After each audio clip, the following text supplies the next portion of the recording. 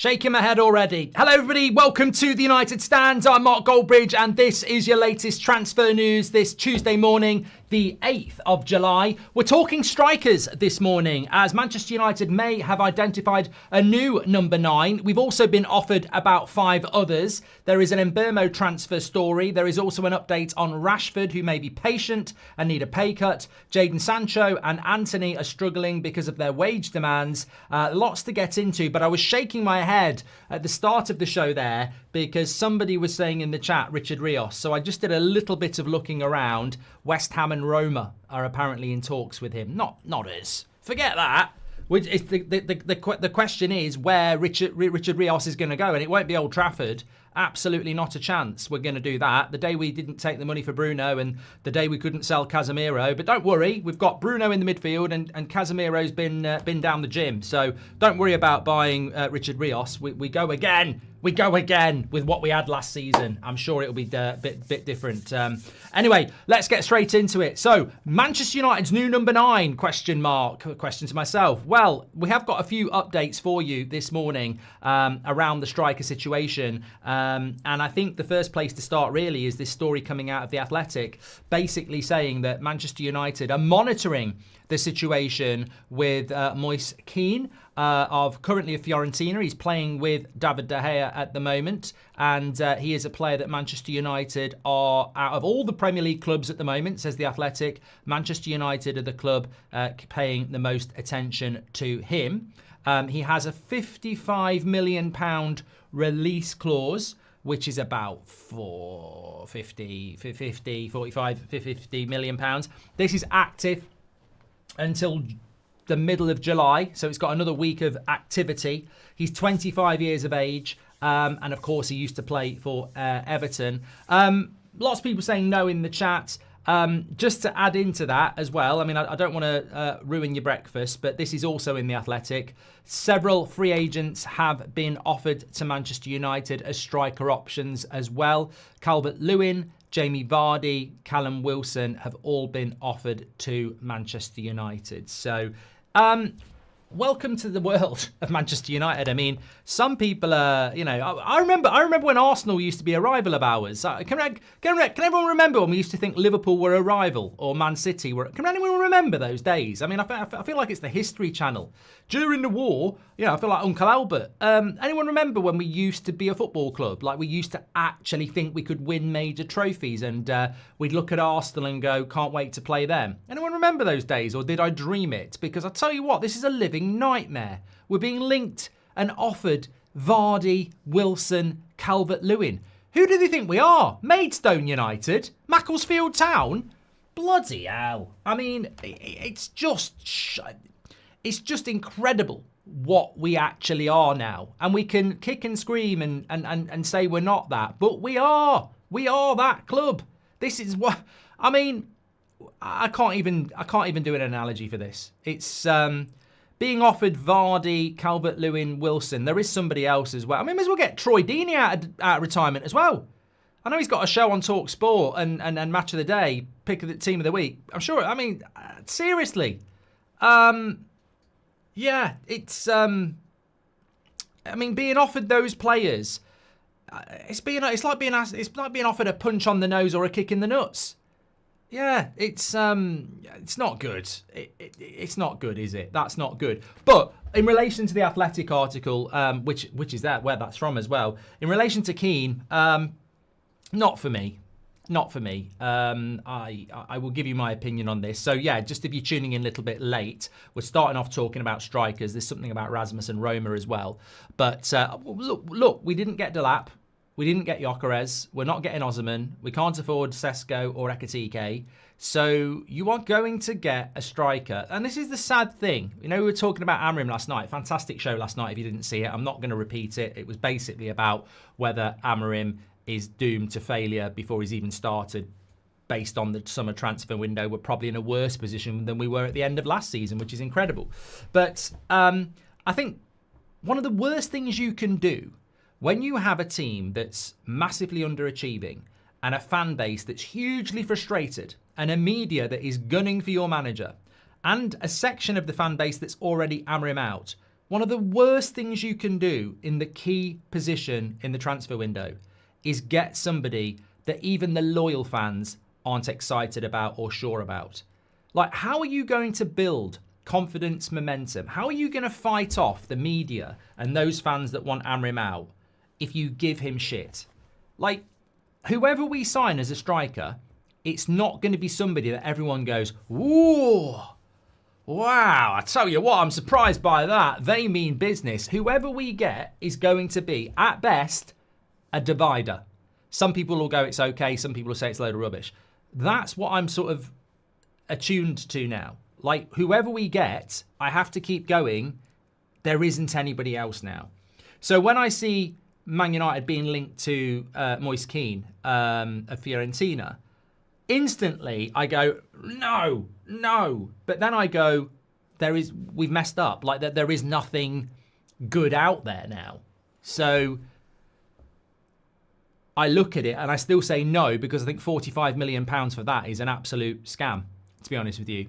I would rather go for Mateta, who will cost the same. So for me, it's a big no. Or Watkins. And I know Watkins is 4 years older, and I know Mateta is 2 years older, but I'm not convinced by these people who tell me that, oh, Keane's a lot better now. I know he was absolutely shit at Everton, but he's better now. He's gone back to Italy and he's done well.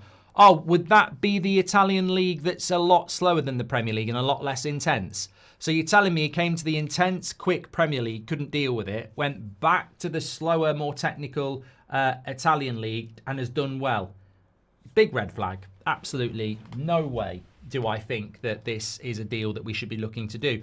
But it doesn't mean we won't do it. And it doesn't mean you're wrong if you would like to do it. Just for me, personally, I think it just doesn't fill me with any excitement or hope at all. And for £45 million, no, not for me. No. And I think we've got to be as careful as we can. A lot of people are saying, like, why aren't we going for Retue at Atalanta or Vlahovic at Juventus? And I think you've got to look at, and look, Rasmus is different because he's 20, but he also came in from the Italian league. It's a very different league, basically. The Italian league is a very different league to the Premier League in relation to speed and intensity. And this striker is going to be our starting striker. So I don't think that's the place to go and look. I'm not sure there's a striker in Italy at the moment, actually. Maybe Lautaro Martinez, but I don't know whether he'd suit what we want up front. So I don't think this is the place for Manchester United to be looking for a striker. But you've got to say it's in the Athletic and it's not the Sun. It's not the Daily Star. So keep that added in. Maybe Kean will be our new number 9. But if that, I said this to you yesterday, and I don't want to be right about this, but whoever we sign as a striker, it's not going to be exciting. It's going to be a risk. We've clearly messed it up. So I'm not going to sit here insulting whoever we get linked to because we put ourselves into this position. It is the 8th of July. Whoever we go for won't be here for the tour.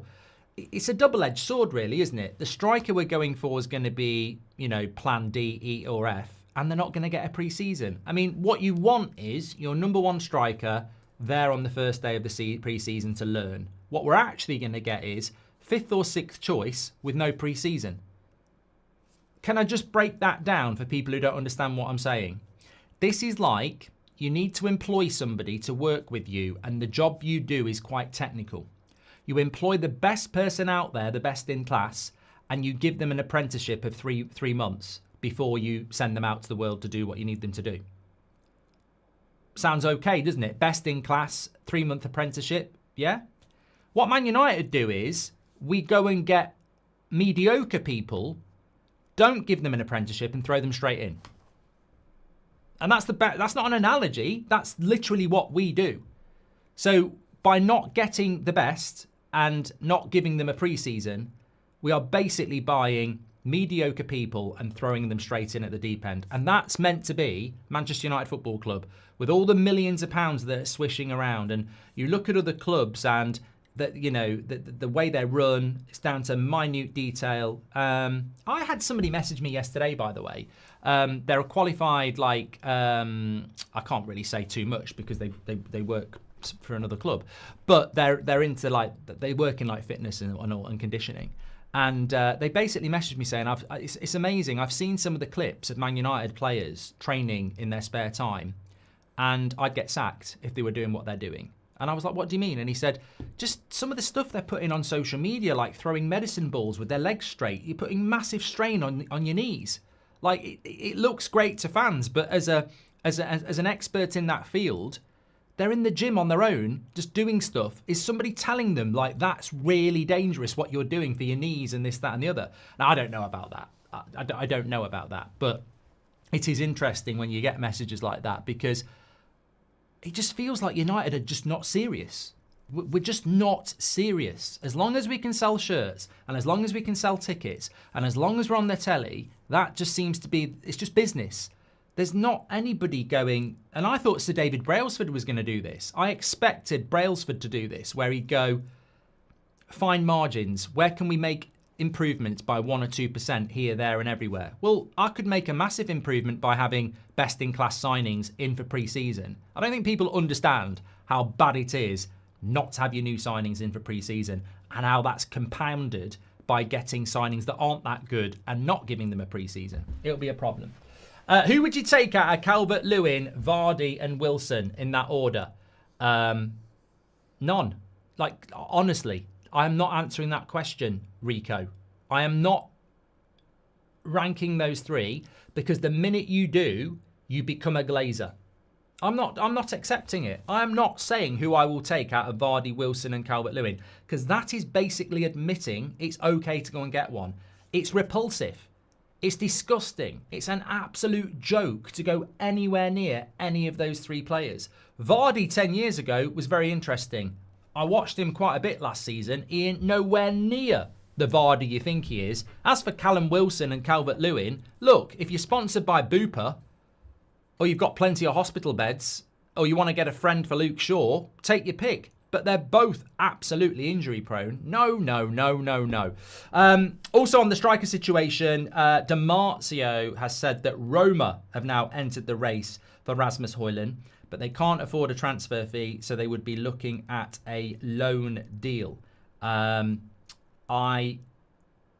just don't see this happening. I don't know whether people are not figuring it out, but like, loaning players we need to replace can't keep happening. Like, there is no point loaning off Onana or Rasmus or Mason Mount or Luke Shaw or Casemiro.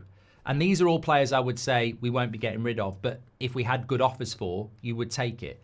Loaning Rashford because of his wage, I get it. Loaning Sancho because he's running his contract down, I get it. But the whole point of maybe selling an Onana or a Rasmus or a Casemiro is to replace them. If you loan somebody, you get no money in, and you still end up paying part of their wages. So it's even harder to replace them. So all this talk of loans, and we know United fan trusts loan to buy. I mean, if I see any player where United put it out there, well, it's a good deal because it's a loan with an obligation to buy, I don't believe you. I do not believe you. So I think we need a permanent deal if Rasmus is going to go. And obviously Amrim needs to make that decision, because it doesn't look like it actually will happen. Just to add into the striker situation as well, one name I think is really important to add in. I can see us getting scammed here. Nkunku. I really would not rule that one out. No news on that.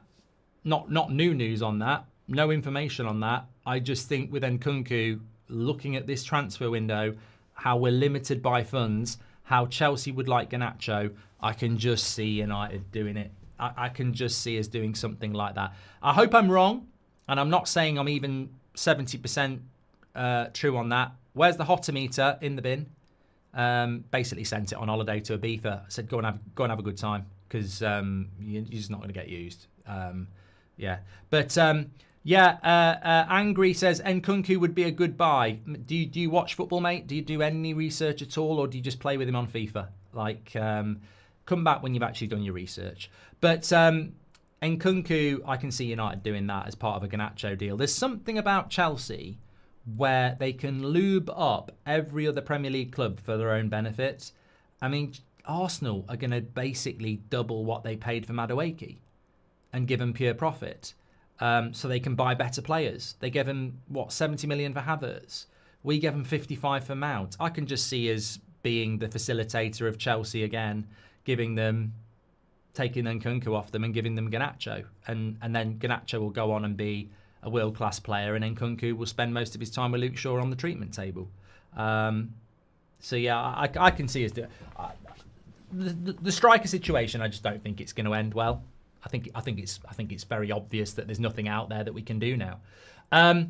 Anoop says, please read and respond. Why are we not looking at Sesko? Same price as Gyokeres, has proven potential and powerful up front, even though it is unrealistic. Need to know why he's not linked or looked at.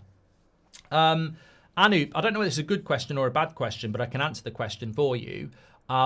Effectively, he's not the same price as Gyokeres. Otherwise, he'd be wearing an Arsenal shirt. Arsenal probably did want Sesko more than Gyokeres at one point, but basically, Sesko was going to be a package of around 100 million euros, which is about 85 million pounds, including add-ons. The package for Gyokeres is 60 to 65 million. So it's a far cheaper deal. We couldn't afford Gyokeres. We can't afford Sesko. And I'm not convinced that Sesko suits Manchester United anyway. We don't play, or the 3-4-3 that Amorim wants to play is not the same as Arteta. The way Arteta uses his striker is different to the way that Amorim uses his. So I don't think Sesko works for us at all. It's the same as Ekitike. We're just priced out, really.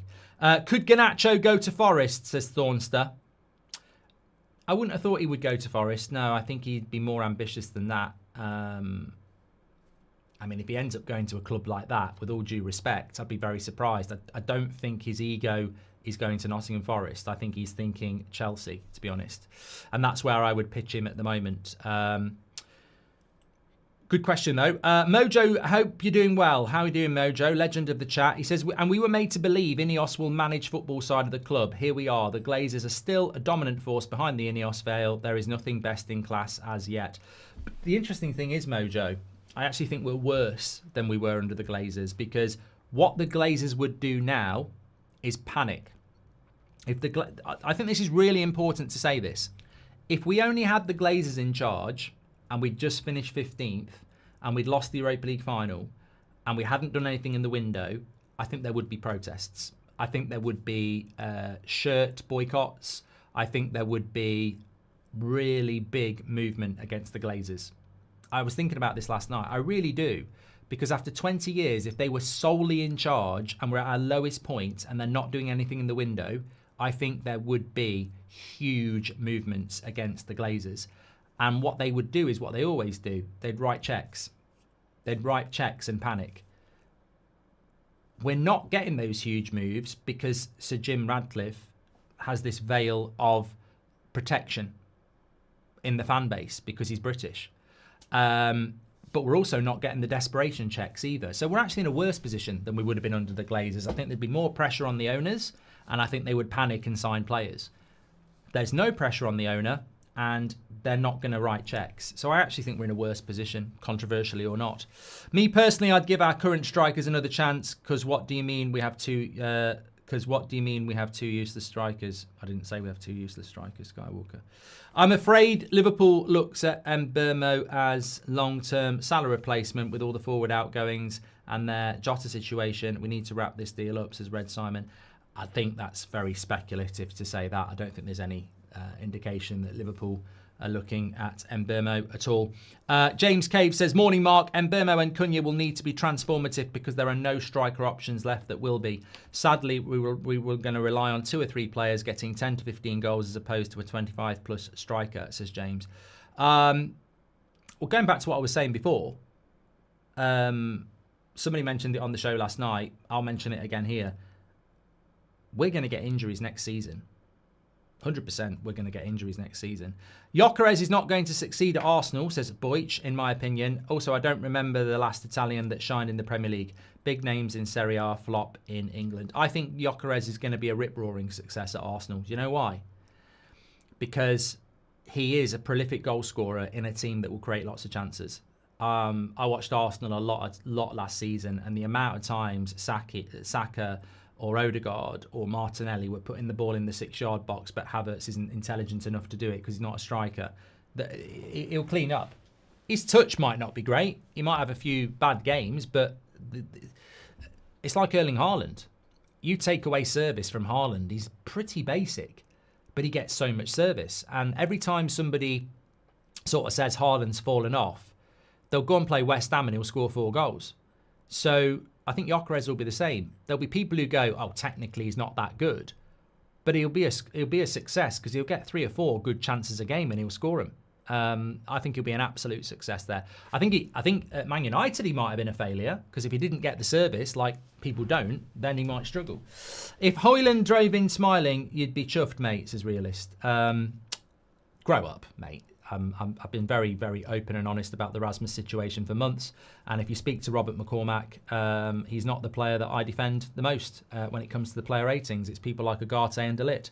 Skywalker, welcome to the Members Club. Thank you very much. And Nicholas says, our 2 options. We will overpay for an average striker and get him to high salary, or we will wait for next season and get a striker who's available. I don't think the striker market next summer will ever be as good as this. I think the striker market this summer was great. We've just messed up.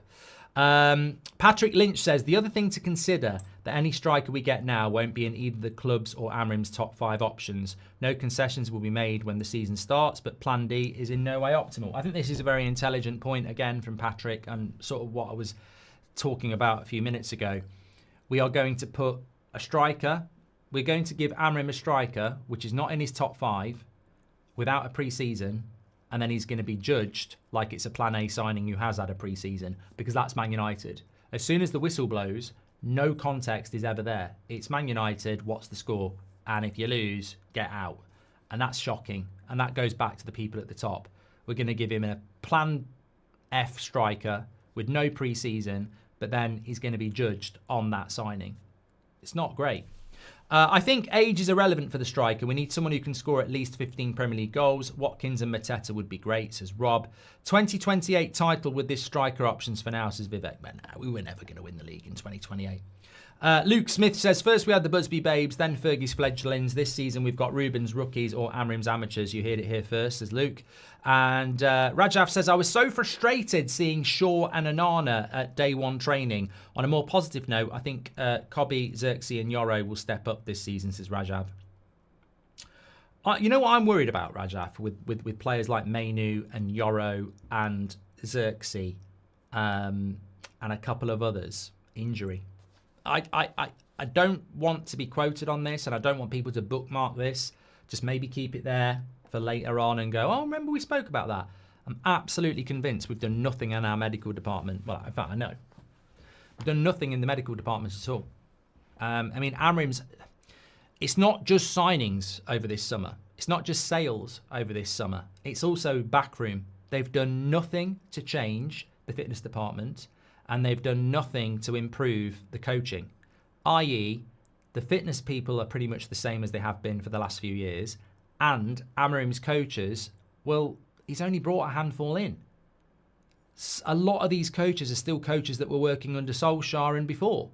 So it's not only about the lack of signings and the lack of sales, the infrastructure that's really important, the conditioning department, the training department.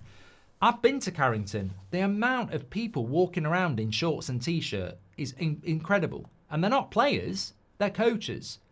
We haven't done nothing around that either. So all the coaching, all the fitness department, pretty much the same. I'm convinced we're going to have loads of injuries. Yeah.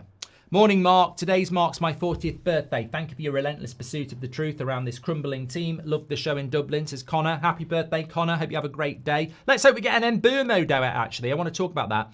How have we become a club that is relying on sell-on clauses as income? Are we Man United or Dorking Wanderers, says Josh. Old Trafford is the scrapyard for Finnish players, says Ross. Yeah, well, this is interesting. So, Elanga, here we go last night, medical today. This is how football clubs run, everybody. So we sold Elanga for about 15 million, I think. and we have about a 5 to 10, a 10 or 20% sell-on clause, but that's only on the difference between what we got and the new fee. So 15 to 55 is 40, 10% of that's 4 million, 20% of that is 8 million. Now, some people are saying we're going to get about 8 million out of that. We're also due to get some more money out of Alvaro Fernandez and Odieli, is it? I can't remember his name now. Apparently he's on the move. And as Tommy says, talks that Mason Greenwood might leave Marseille this window could be a good payday as well. I think that this has got nothing to do with Ineos. Elanga was sold before Ineos came in. Look, we're fortunate. We're fortunate. It's good to have sell-on clauses with players. Of course it is. But there's no guarantee. Like, Elanga might have stayed the rest of his career at Forest or been shit. So the only money we've got coming in, we're a little bit lucky about, really. It's meant to be Garnacho pure profit. It's meant to be Rashford pure profit. It's meant to be people like Casemiro, Anthony, Sancho, wages off the club, which can be used towards new players. We've completely failed in the way we thought we were going to raise money. And we're quite lucky that things that are out of our hand are bringing a bit of money in. So Elanga, it should be around 5 to 8 million pounds we get. I mean, surely we now go and get the Mbeumo deal done. If that's not a transfer boost to go and get Mbeumo, what is? We've had 55 million pounds rejected. Brentford wants 60. You take the 5 that's coming in from Elanga, you add it to the 55, you've got 60, you pay it.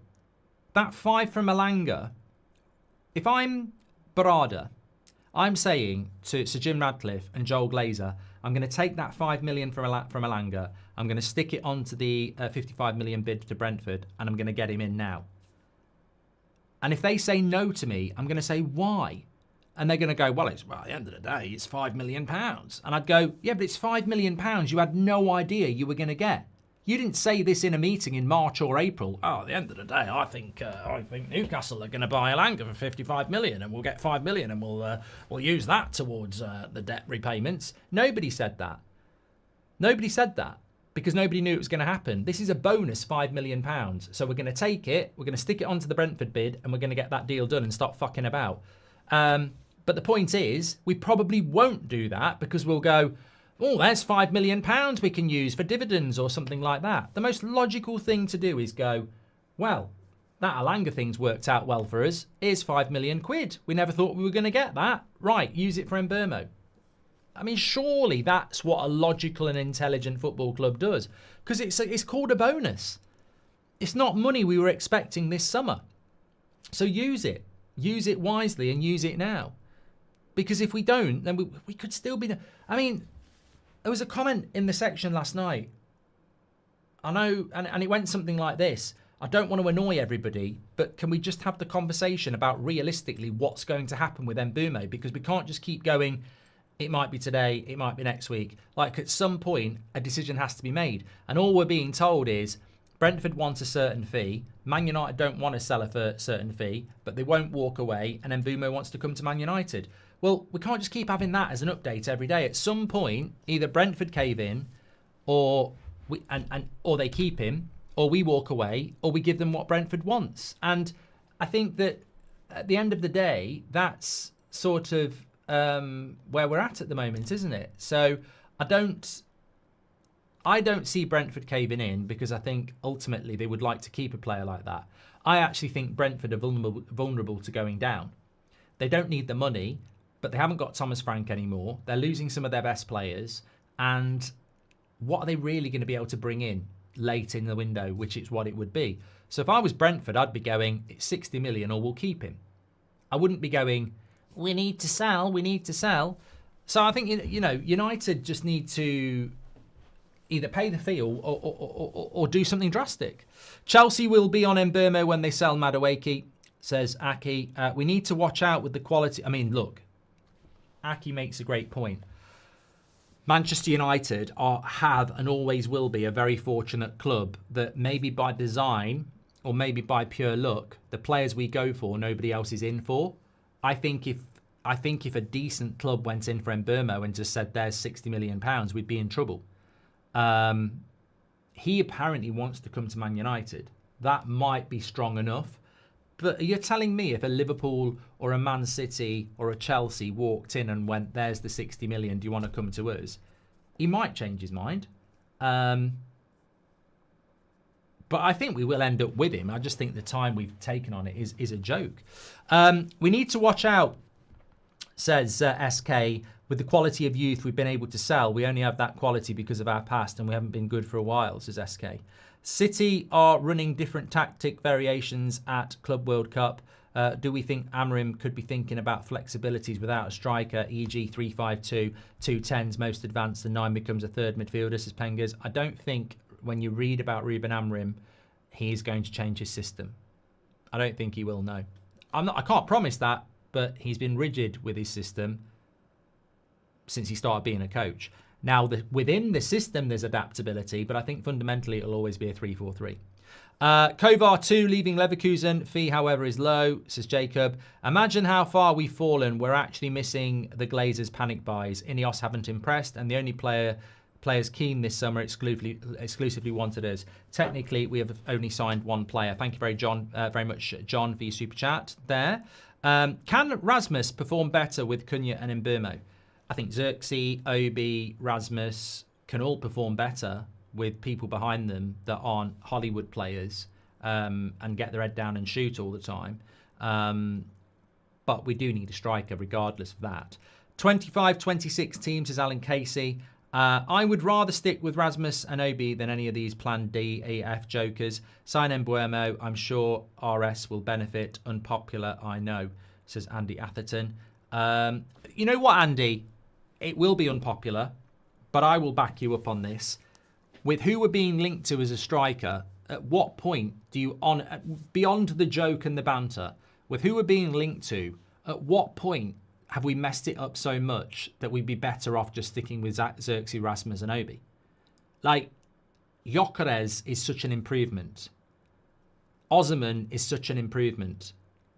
But the players we're being linked to now, Vardy, Wilson and Kunku, Kean, I don't see these as huge improvements on what we've got. And what I'm not saying, I'm definitely not saying let's not buy a striker, because I think that's disgusting. I think that's Glazer Ineos economics prime time. We should 100% be buying a striker, and it's unforgivable if we don't, because it's a key core position after a horrific season. But the scary thing is, as much as we absolutely have to buy a striker, we now find ourselves in a position where we've messed it up so much that what's out there isn't definitively better than what we already have.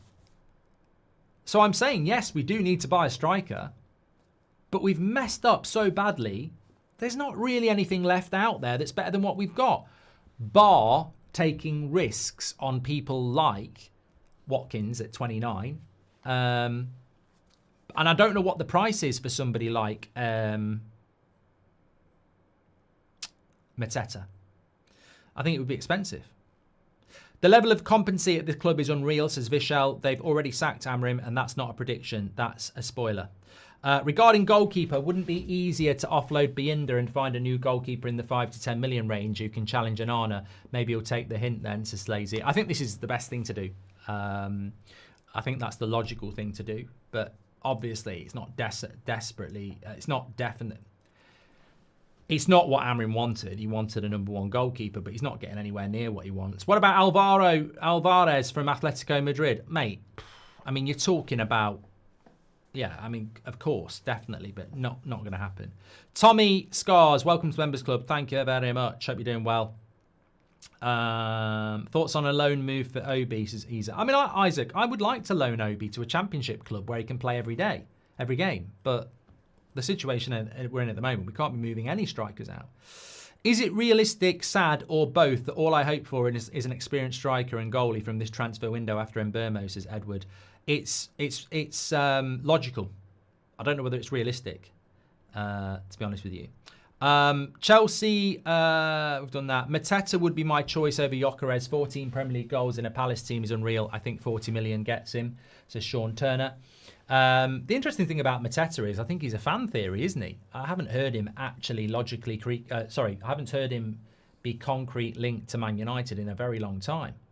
And Mbeumo been nothing but loyal to us. Time to repay it and pay the 5 million extra. Otherwise, we risk frustrating him and maybe he does switch to other clubs, says Elliot Taylor. I mean, the interesting thing is, when is he back in training with Brentford? That must be happening soon. What's happened to Amrim's interviews? Any reports? Says the Attic Radio. Mate, he's only been back a day. I guarantee we've got an Amrim interview coming in very, very, very soon. It'll be a club one, definitely. Any day. Could be today. Definitely. 100%. I said so. I said no hope. I had no hopes on this window since the Europa League defeat, says Vivek. And it may take until 2030 to negotiate, but I'd go for Wizza or Mateta. Premier League proven to steady the ship. This window has been a disgrace, says Ryan Davies. Thank you very much for that.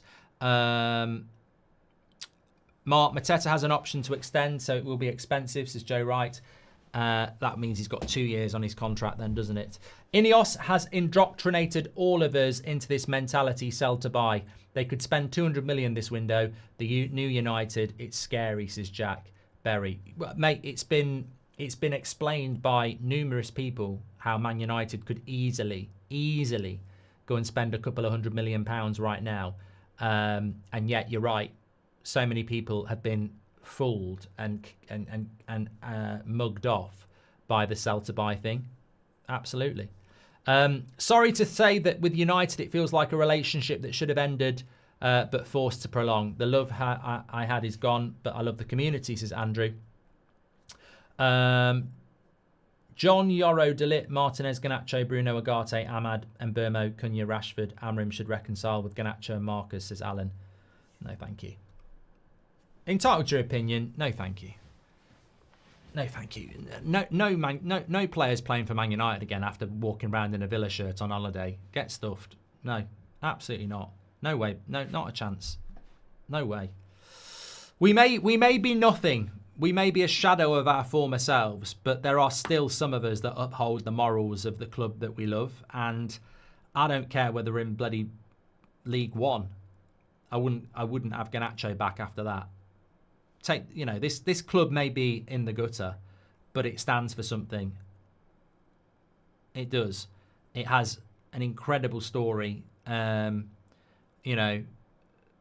just think when you think about the morals of Manchester United, think about Sir Bobby Charlton.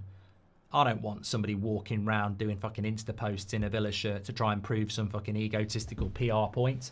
Jog on. So we should apologise and bring him back because we might finish mid-table. I'd rather get relegated, thanks. I don't want these attitudes at the football club anymore. I'm not scared of being relegated. If we get relegated, we get relegated. I think people think it's the end of the world. If we get relegated, we deserve it. But I'd rather get relegated than, apologise and beg to people who've disrespected the football club. Absolutely not. And look, maybe some people think that disrespect is justified. I don't think it's ever justified. I think some of these players think they're bigger than the club. And, that, crocodile tears about kissing badgers and I love this club. I don't think they understand what the bloody club is. If you love the club, you wouldn't listen to the prats around you telling you to do interviews and do Instagram posts, this, that and the other, trying to score points. The club should be the be-all and end-all, and so should the fans. And I said it before anyway. I'm not scared of starting from the bottom. I'd rather start from the bottom and reset than keep not starting and slipping back down. We need to clean house. It's not just Rashford, Garnacho, Sancho that need kicking out. It's actually, if we're being completely honest, there's a lot of names that never get mentioned that need clearing out. I mean, look, I like Casemiro, I like Harry Maguire, but realistically, they're going to give us a year. I'd be moving them on as well, if I could. Look, I love Bruno. I'd have took the 100 million quid. So it's not just Garnacho and Rashford. We need an absolute reset. And that starts with the owners, which is why we will never get that. We never will. Let's have a look what's going on as well. I've got a couple of other things I want to talk to. Ederson's on the thumbnail. Why is Ederson on the thumbnail?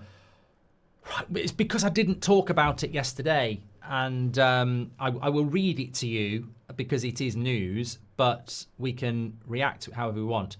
So basically, it came out from Brazil, Goal of Brazil. Man United, along with Inter and Juventus, have inquired regarding a possible deal for Atalanta's Ederson. He is valued at 60 million euros. I mean, it's news. Let's move on to the next news. I mean, look, we were looking at him before we messed up the Europa League final. So, yeah, of course, he could be a player that Man United would have gone for if we hadn't messed that up. But we haven't. We can't even buy a striker. We can't even buy a goalkeeper. Where are we going to find the funds to go and buy a midfielder that we haven't even got a space for? We don't even. We do need a midfielder, but we don't have a space for a midfielder. We've already got enough midfielders. You've got to move somebody on, and we all know nobody's going to get moved on in that area. So, yeah, that's just a quick update on that.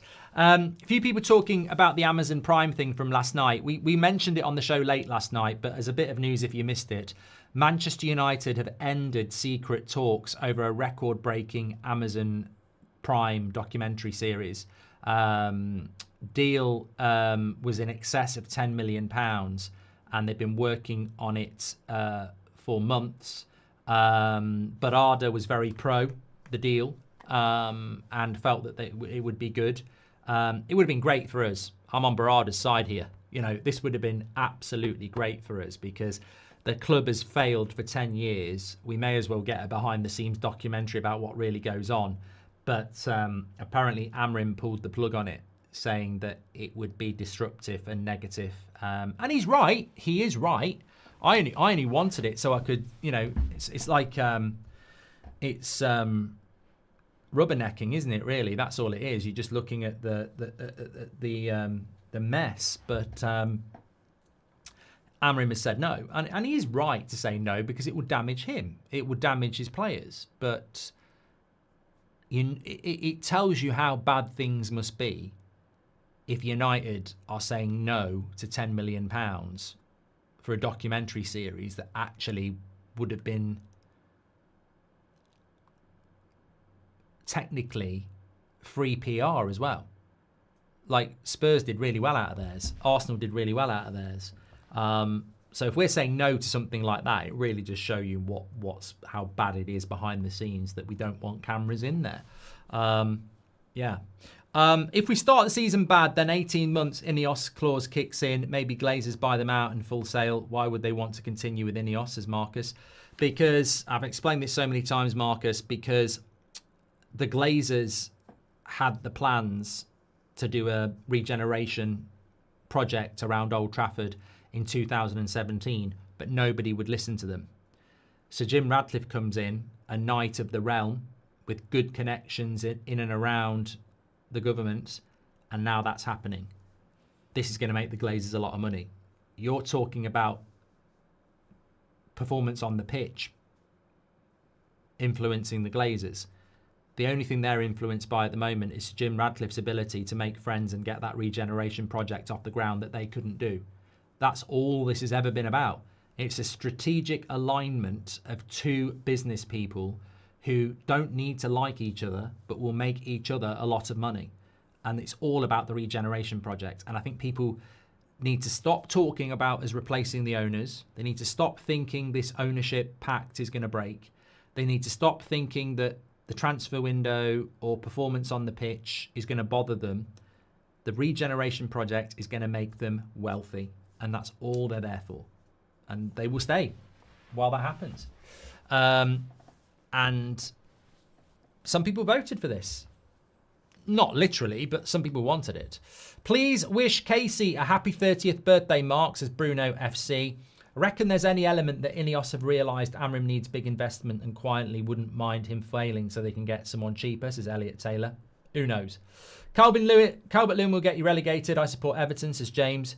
Would you take Ederson over Onana, says 50C Circular? What, Ederson at Man City? Oh, mate, I don't think he's as good as Alisson, but he's miles ahead of Onana. If it's true Mbeumo is in the States on holiday still, it wouldn't surprise me if that's why they have halted the deal until he returns, says Glenn C. Glinios is the club now. I don't respect them, says Danny. The +1 seems not affect our player prices, but affects other clubs' prices. Boggles my mind. +1 shouldn't be considered because it's no books, says SK. If Garnacho forces a move to a Premier League rival, I will become an official hater for life, says Alex Riley. And Fletcher says, I really wish the club could communicate what they're doing. It's so frustrating. Well, they don't communicate because the truth will make them even more popular. This is a classic marketing tool. When you've only got bad stuff to say, don't say anything. When you've got loads of good stuff to say, don't shut up. But that's why them staying quiet sort of says everything, really. Ineos are just rebranding of the Glazers, says Damien. Which players do you realistically see United buying and selling this summer, says Fianan. You've made a big mistake by saying realistically because I haven't got a clue. You tell me, I don't know. I can't tell you what the plan is. I don't know what the plan is. I think we'll get Mbeumo, and beyond that, I have got no idea.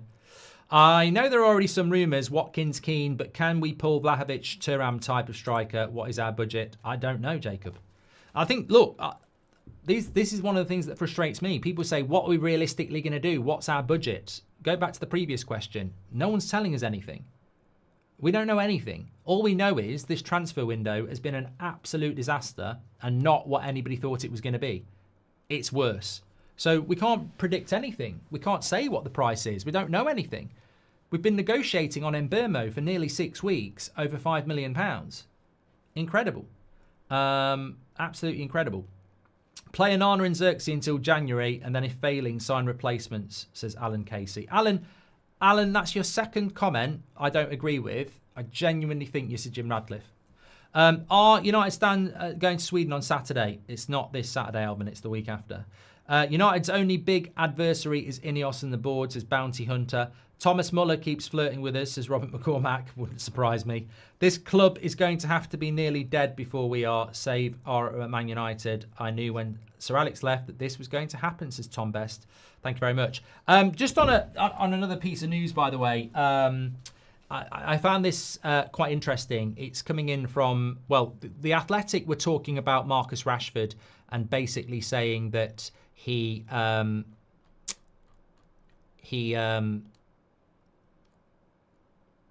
need to take a pay cut. So the big question is, why is Marcus Rashford not able to get a move? Why does nobody want Marcus Rashford? So The Athletic are talking about him needing to take a pay cut. And then you've got Sport, which is an outlet in Spain, saying that Rashford is going to have to be patient. If he's in a rush to find a new club, it likely won't be Barcelona. However, if he's patient and waits, the chances of him joining Barcelona are high. That, to me, does not suggest Barcelona are desperate to sign Marcus Rashford. Would Barcelona have said, if Nico Williams wants to sign for Barcelona, he needs to sit and wait and be patient? You know what sitting and waiting and patient is all about? It's about you wait there, and if we can't get anything better, we might take you. But you just have to wait because we don't want you at the moment. That is such a damning statement of what Barcelona really think about Rashford. We do like you, but we like everything else better. And if we can't get that, we might go for you. So you just have to sit there and wait. And that is shocking because there is such a noise around Marcus Rashford in the UK, and there always will be. But the cold, harsh fact is, he's been available since January and nobody has moved for him. Now, I've said this before. If I'm the president or the CEO of a football club, I'm speaking to his agent and I'm going, look, we're Brighton. We'd love to take him. But I think he goes, no, I'm not going to Brighton. I'm not going to Villa. I want to play for Barcelona. And then they don't want him. So you get this situation where his expectation surpasses reality. And the clubs that probably would like him, he's not interested in. But even if he was interested in them, he'd go, I want this wage. And those clubs would go, we've never paid that. We can't pay that. Those clubs, like a Brighton, would say to Rashford, look, you be our best player. In our system, we think you can get you back. But you've got, if you're going to play for us, you've got to want to do it. You've got to work hard, and you've got to realise that you're not where you think you are, but we can take you back there, and that means concession. I think it's a bit of a wake-up call because he isn't the player he thinks he is. The wage he gets is about 50% more than it should be. I think he should be on about 175k a week. But he's on that money. He's got that contract and he believes his own hype, which isn't necessarily a bad thing. There's nothing wrong with believing your own hype, but the people around him and what's going on around him should be the wake-up call. There's not a big queue of clubs wanting you at the level you think. You've got England International in your bio, and that's only because Thomas Tuchel's a bit weird, bringing people like Jordan Henderson in and Marcus Rashford in. Like, there's arguably players that should be in the England squad ahead of him. So he needs a reality bite. Now, do you sit and wait for Barcelona and get that move? Maybe you do. But you need to be awake to the fact that there's a reason they're telling you to wait, because they actually want other players instead of you. If they could get Luis Diaz or they'd got Nico Williams, they wouldn't be going for Rashford. And there are opportunities out there. Bayern Munich are going to need a player. Barcelona do need a player. But there's just not this big list. And people say, well, it's because of the wage. He can take a wage cut. Arsenal could knock on the door and say, we can only give you 200 grand a week. And you'd be an idiot not to take it. He's not. You're telling me Marcus Rashford at 27 needs to go, oh, well, I'm not taking 100 grand a week pay cut. Nah, I'm not doing that. I mean, he can afford to do that. If the right project comes up, you'd do it. I mean, yeah, money's important to some people, but look, if I'm him and I'm on 300 grand a week and Barcelona say we can only give you 200 grand a week, I'm off. Easy. Football, Barcelona, playing the game, getting into the World Cup. I'll make this money back in no time. But the offers aren't there. I don't think there's a queue of clubs offering him 200k a week. That's my point. I don't think there is clubs offering him 200 grand a week. I think there are clubs going, and they're not of the quality of a Chelsea, a Liverpool, a Man City or an Arsenal. I think there's clubs like Villa, maybe Spurs, maybe a Newcastle who are saying, we'll take you on loan and we'll give you 100k, but Man United will need to cover the rest. I don't think there is the 200k a week and £30 million offer that people will expect. I don't think he's got a lot of options. And that's the big question. Why is it? And look, honestly, there could be a multitude. Some people might not think he's good enough. Some people might think he comes with a big load of baggage, which arguably isn't untrue. Is he going to be a player that's going to work hard for the next 2 years? Or is he going to be looking for another move within 6 months? Or is he going to down tools or whatever? So I think there is always going to be this noise, but the best question is, why is it no one wants Marcus Rashford? And I can't answer that question, but they don't want him. They don't. Look at what's happened with João Pedro. Look at what's happened with Elanga. Newcastle want Elanga and they've gone and got it done. Chelsea and Newcastle wanted Pedro and they've gone and got it done. More money on Elanga and Pedro has been spent than what would be spent on Rashford. You'd get Rashford for about £25 million if you paid his wages. That's less than those two. So tell me why Elanga and Pedro are going for more money than Rashford, and they're happening quick. But no one will shut up about Rashford, but the offers aren't there. This is a question. Why is it? Because people go, oh, it's the wages. 300 grand a week. What's that a year? About 15 million quid? Over a 2-year contract, 3-year contract, 45 million quid.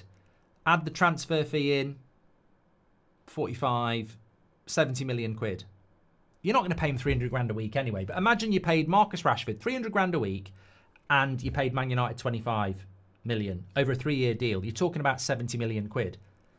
You think Newcastle and Chelsea aren't giving that to Pedro and Elanga? The fees are about 55 million quid. 15 million of wages over 3 years. It's going to be a lot more than that. I just think people are pretending it's the wage. I don't think it's anything to do with the wage. There's a bigger problem there. People go, oh, it's the wage. It's not the wage. Man United would get rid of Rashford for 20 million. I think if somebody said, we'll give you £20 million for Rashford, they'd take it. But, I think he'll go on loan, yeah. Boych says, this community is the best thing that happened to United in the last 10 years. God bless you and your team for keeping the work. Really appreciate you. Glad you enjoy it, mate. Hope you're doing well. Amrin bought in 3 first-team coaches and a goalkeeper coach. No Solskjaer coaches there except in the physio fitness department, says Michael Speaks. I know for a fact you're absolutely wrong on that, mate. But, you keep telling yourself that. I suspect that... Look, can I just say this to you, right, Michael? Just to be really nice and polite. If you go to Carrington, there ain't 10 coaches there. I'd say there's about 40, maybe even more. And that's not even including fitness department. You would not believe the amount of people that are there on a training day for Manchester United. Unbelievable amount of coaches. Amorim has not got his own coaches, and there are definitely people there from before Solskjaer. 100%. 100%. Rashi has forgot the noise he has because of United. Expectation just nowhere near reality now, says Sesko. Look, I hope he can get a move. Real Madrid ask players to wait. Why not Barcelona, says Gaz Wilson. Yeah, mate, you didn't listen to a word I've got to say, did you? You just didn't listen. Real Madrid ask people to wait because they want them to run their contracts down, like Trent, like Mbappe. Barcelona are asking Rashford to wait because they're trying to sign better players. It's concerning to me that the board thought a docuseries was a good idea, considering it would broadcast to the world how poorly we are run. Our decision-making at the top is staggeringly misguided, says Patrick Lynch. Leighton Orient tweet was beautiful, says Rajaf. Well, I tell you what, we are living our own nightmare here. And I said something about Leighton Orient yesterday in the spur of the moment. Well, their account tweeted it. Some left-back that used to be at United as a kid had a big old moan about it because he plays for them. Stick in your own lane. It was a throwaway comment about a team that's not a Premier League club. It's not that deep. I don't even know what league Leighton Orient are in, but the point is, they're not a Premier League club, are they? Thank you, everybody, for watching today. More planning on a dogging pregnancy. If I was Amarin, I'd leave, says Junkyard James. There is no way better to end that show than that. Thanks everyone for tuning in. Great show this morning. We are back at 2 o'clock. It's a 7 o'clock show tonight. It's not 8 o'clock because I am doing the Club World Cup for the next 2 nights. So Fluminense against Chelsea tonight and then Real Madrid PSG tomorrow should be interesting. So yeah, it's been a crap tournament, but there's only 3 left and I might just swoop in and watch a bit of it now. Leighton Orient are better anyway in the transfer window. They probably are. Yeah, probably are. Thanks everyone for watching. Take care. Barca know they can force a loan deal at the death, says Robert McCormack. Yeah, 100%. But Rashford won't get a pre-season, will he? I think Rashford wanted to come back and use United for a pre-season and then get a loan at the end of the window. I think that was always the plan. I think removing the pre-season from him has caused the problem. And I think that we always criticise United, but I think Amrim stepped in there. I think Amrim's gone, look, he's going to have the pre-season, he's going to go on the tour, it's going to be a big noise, it's going to be an interview about it every fucking day, and then at the end of the window, he'll get a move to Barcelona. How's about, he's not coming on the tour, he's not going to be part of pre-season, I'm not going to answer questions about him, and if he wants to wait till the end of the window to go to Barcelona, he can do so, but he better keep himself fit. And if anything, it might force Barcelona to move quicker or he'll have to move quicker. I think it's a clever move. Gaz says it's a different situation with Rashford. Real ask people to wait to get the best deal. Barca know Rashford and Man United are done and they want him gone. Thanks, everyone. And appreciate you tuning in as always. I'm actually going over to Terry's channel now because I forgot it's Tuesday. So I do this, what do we call it? Hot takes or something? I should know the name of it. Anyway, I'll be over there in about 5 minutes. Thanks everyone for watching. Take care.